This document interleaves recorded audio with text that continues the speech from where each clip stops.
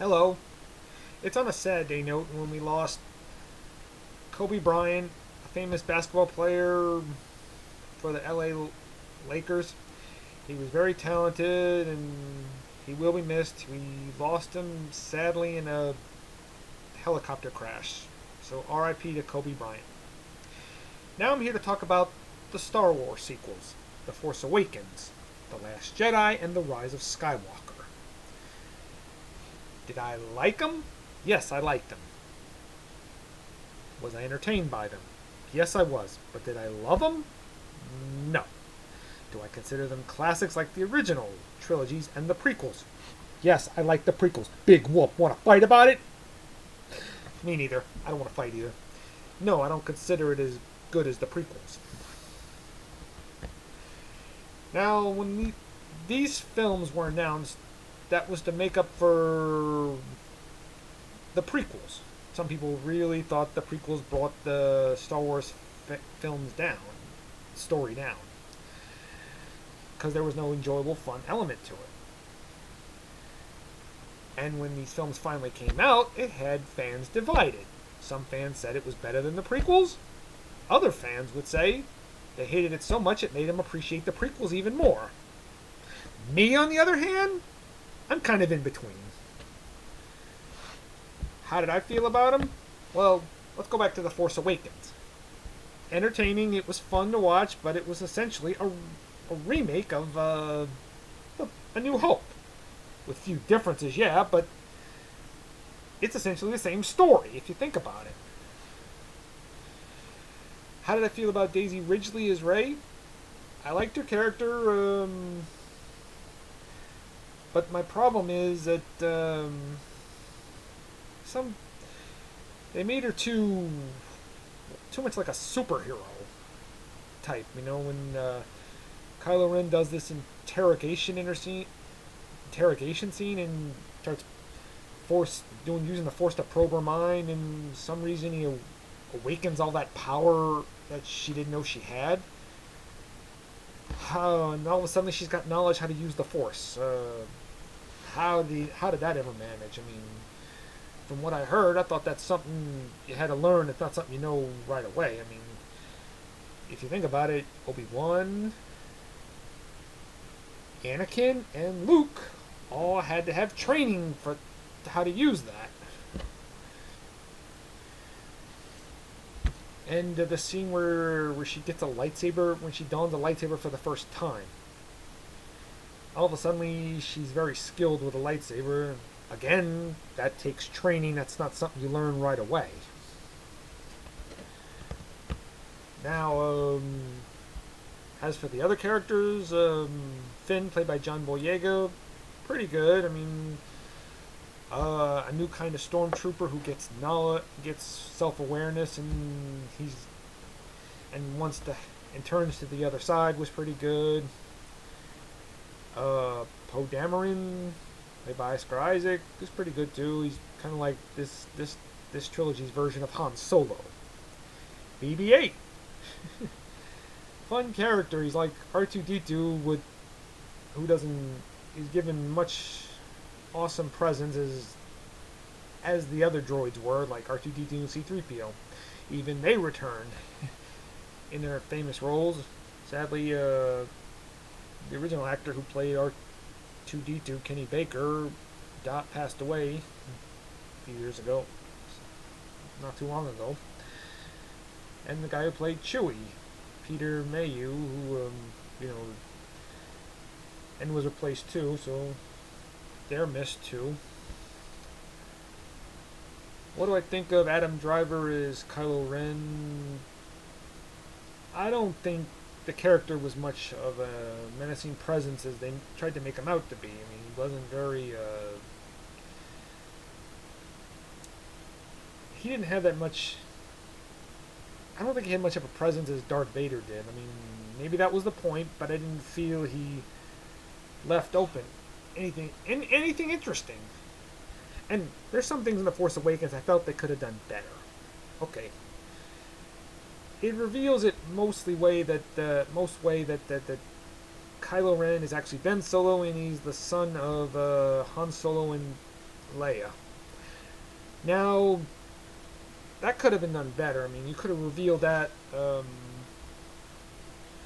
think it could have been revealed a little midway through. I mean, when Han and Leia are talking for the first time on screen, and the scene where Leia's saying, "Maybe you can help him," what makes you think I could do it? Because you're his father. That's when it could have been revealed that he's his son. That could have been a big surprise. And the scene where Kylo Ren takes off the helmet for the first time when he's interrogating Rey. I don't know. I don't think that was the right time for him to do that. The right time for him to do that is when Han Solo confronts him on the bridge. And then when he takes off the helmet, you get to see who he really is behind the mask. And that would have been the perfect big reveal for Kylo Ren being Ben Solo. And the lightsaber fight scene. Okay. I'm not going to say nothing's wrong with that because Kylo Ren was hurt and he wasn't quite as in his most fighting mode, so that's why Rey defeated him. And I think Han Solo's death was handled pretty nicely. You feel the sadness in that scene, the tension in it, and all that. I mean, and you get introduced to a character named Snoke. And then when it appears to be all over, Rey goes to find Luke Skywalker standing. She hands out a lightsaber to him, and that's where the movie ends. Till another 2 years later with The Last Jedi. I gotta say, that's the first time a Star Wars film takes place right after the first film. I mean, after the last film. I mean, usually in a Star Wars film, it takes place a few months or a few years after, but this, or a few weeks, but this takes place just right after the last film, where Luke is in exile. When she hands him the lightsaber, he just tosses it like, that's not my life anymore.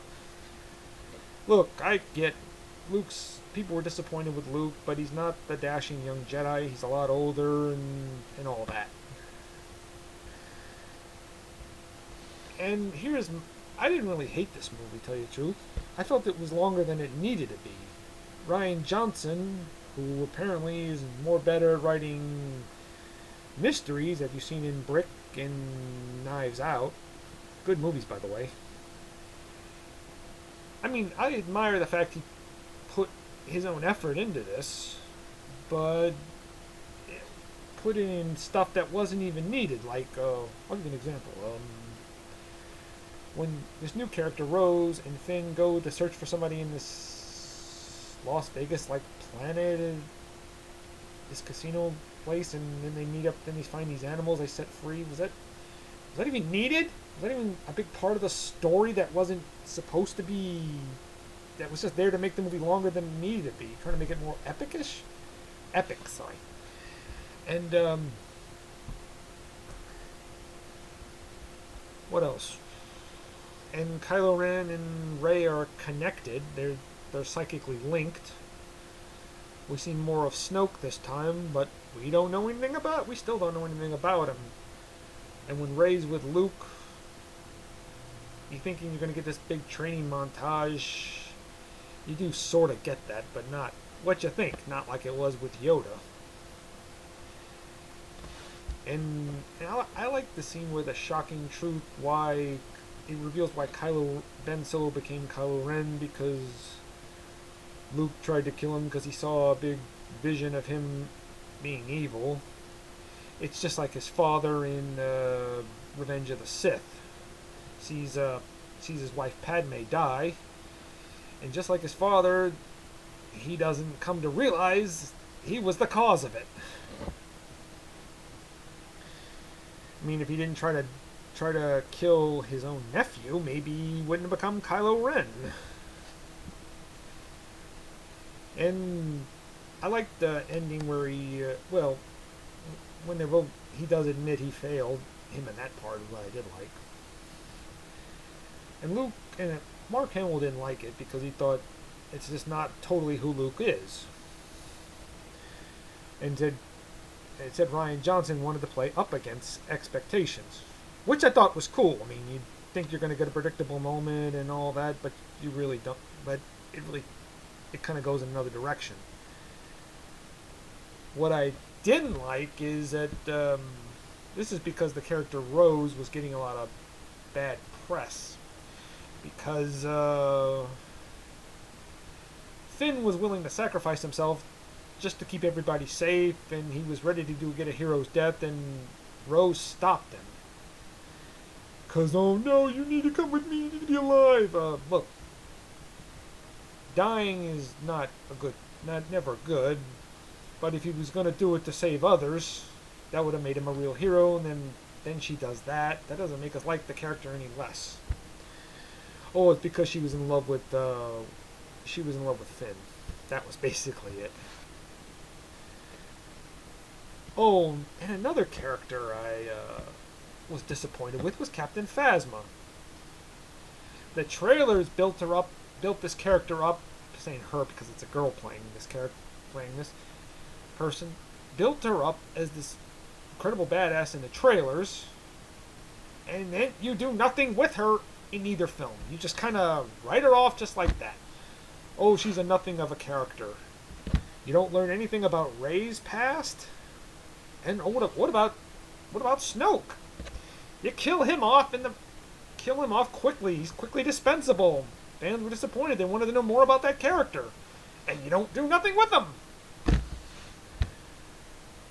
And scene I did like was you think you're gonna see a lightsaber duel between Luke Skywalker and Kylo Ren, and it doesn't quite turn into that. And when he makes a big speech, I will not be the last Jedi, and hope is never far gone. And then he's waiting for Kylo Ren to charge him and all that stuff. And it turns out you think you're gonna get another Obi-Wan like moment from A New Hope, and then then he's like, wait a minute, he's not even really there. He's a Force projection. Wow, that's incredible. Oh man, I totally didn't see that coming. It played against my expectations. It was a surprise you didn't see coming. Oh, I forgot to tell you about spoilers. Sorry. And they all get away and all that. A lot of people did not like when Leia is caught in space and she's almost dying. Then she uses a force to get her back to the ship. People didn't like that. People said you could have killed her off there easy. Look, it runs in the force runs in the family. So it's been years. She's figured her brother probably helped her show ways how to use the force. Probably she trained her. So there shouldn't be any complaining about those parts. That's minor. Sadly, after this film's release, I was told that Carrie Fisher passed away, and I thought they were just going to kill her character off in the first moment of Rise of Skywalker when I first heard, but nope. They filmed enough scenes of her to establish her in the movie. Now, what I like, more spoilers, so if you don't want to see any more of this video, I suggest, if you don't want to hear any more spoilers, I suggest you don't watch any more of this video. Because I'm going to be spoiling the heck out of, I should have warned you in advance, sorry. I'm going to be spoiling the heck out of Rise of Skywalker. I liked it a little more. Didn't love it. I don't think it's nowhere near a classic, but it doesn't feel as fan-made as Force Awakens does. No, it doesn't. Now here's what I did like. All the questions that didn't get answered in Last Jedi get answered here. Who's Rey's parents? And Snoke. Well, here's the thing. Turns out, I'll remember Palpatine from Return of the Jedi and the Star Wars prequels. Well, turns out he's not dead at all. How is that possible? I don't know. There was a brief explanation why, but I guess I kind of missed it. It's like one of those, if you blink, you might miss it sort of thing. Turns out she is Rey is a descendant of Palpatine. A descendant. It explains why she's so knowledgeable with the Force. Oh, and so was Luke, and Luke still had to learn it. He had to learn it through training, and Rey just picks it up just like that. That's amazing. Oh, and Snoke. Turns out Snoke was a puppet, and Palpatine was the one pulling the strings. That's who Snoke was. That's a surprise I didn't see coming. And there's another thing I actually did enjoy in this film, that that more conflictingness in Ben Solo, aka Kylo Ren. He's basically similar to his grandfather, and his grandfather in many ways.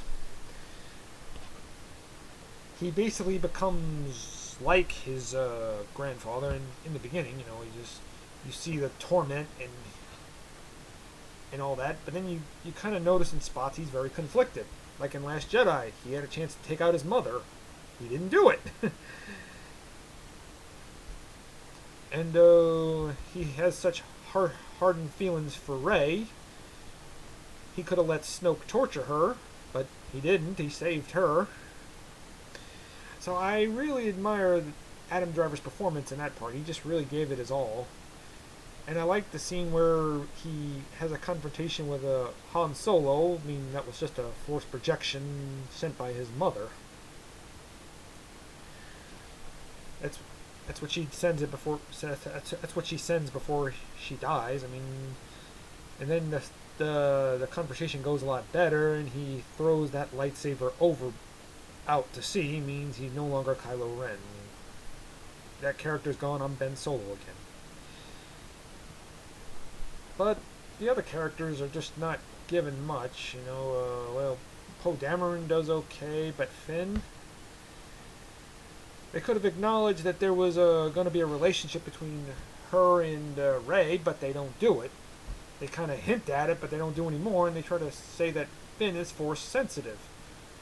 And they don't explore that very well. No, they don't. Not even a little bit. Just a little bit would have been enough, but you didn't have to make the movie longer. You could have explored it. It's kind of interesting seeing Luke as a Force ghost.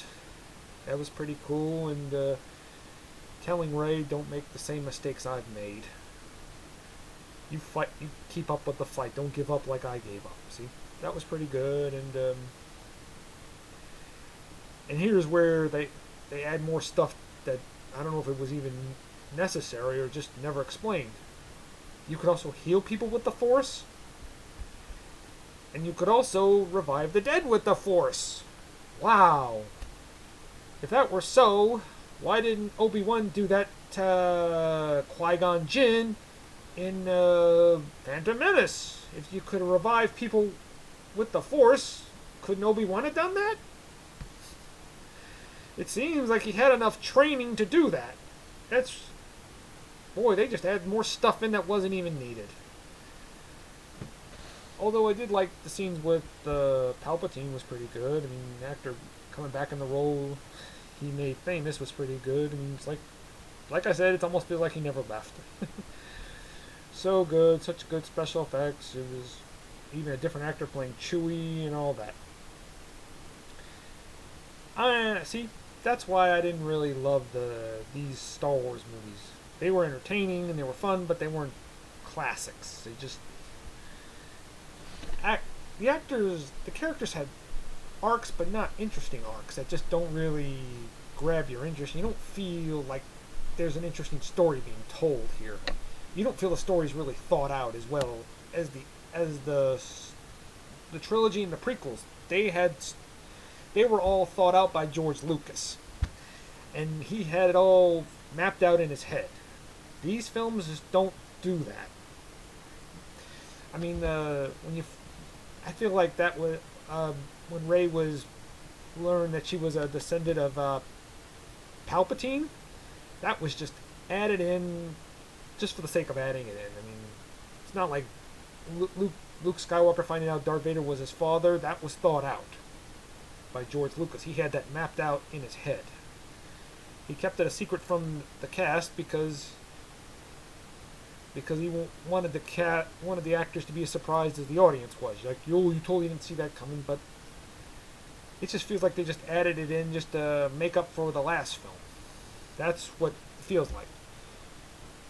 Now, I'm not gonna say I liked Solo, not enough to want to own it, but I like Rogue One more because that felt like they were going after what George Lucas was doing. It felt like a cohesive story being told, and it was all mapped out perfectly. So that's how I feel about the Star Wars sequels. If you disagree with me, that's fine. If you agree with me, that's just as even fine. Hope you like. Or something. And maybe subscribe if you want to. Alright. Bye-bye. May the Force be with you. Always.